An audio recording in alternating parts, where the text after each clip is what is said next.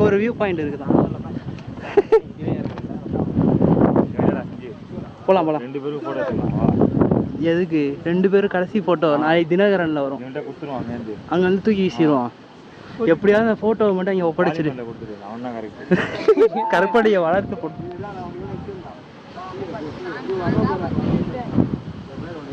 போலாமா? நீ என்ன பண்ற? ஸ்டோரி இருக்க ரொம்ப டஃப் ஆகுது. 3வது மலைக்கு திணறமே, முதல் மலைக்கு என்னென்ன போகிறோம். எங்கிட்ட ஏறுறது? கடப்பாறை பாதையே பரவாயில்ல வழியே.